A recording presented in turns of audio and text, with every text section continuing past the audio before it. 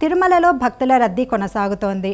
Vaikuntham queue కాంప్లెక్స్లోని 11 కంపార్ట్మెంట్లలో భక్తులు స్వామివారి దర్శనం కోసం వేచి ఉన్నారు. శుక్రవారం 69,000 మందికి పైగా శ్రీ వెంకటేశ్వర స్వామిని దర్శించుకున్నారు. భక్తులు మొక్కులు తీర్చుకునేందుకు 24,000 మంది దాకా తలనీలాలు సమర్పించారు. హుండీల్లో కానుకల ద్వారా తిరుమల తిరుపతి దేవస్థానానికి 3,57,00,000 రూపాయల ఆదాయం లభించింది. టోకెన్లు లేని భక్తులకు స్వామివారి దర్శనానికి దాదాపు 6 గంటల సమయం పడుతుందని టీటీడీ అధికారులు ప్రకటించారు. ఇది ఇలా ఉండగా శ్రీ వెంకటేశ్వర స్వామి పేరుతో ఉన్న వివిధ ట్రస్టులకు భారీ విరాళాలు కొనసాగుతూనే ఉన్నాయి. బెంగళూరుకు చెందిన స్రవంతి హోటల్స్ అండ్ రిసార్ట్స్ సంస్థ శ్రీ వెంకటేశ్వర సర్వశ్రేయాస్ ట్రస్టుకు 10,116 రూపాయలు విరాళంగా అందించారు.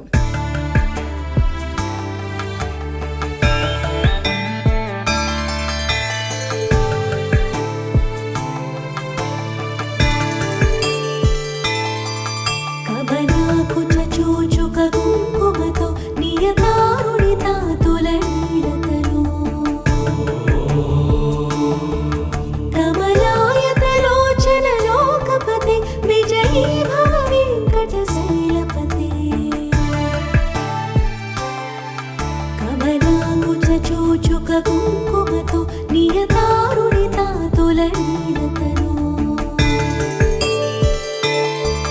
కమలాయతలోచన లోకపతే విజయీ భవ వెంకటశైలపతే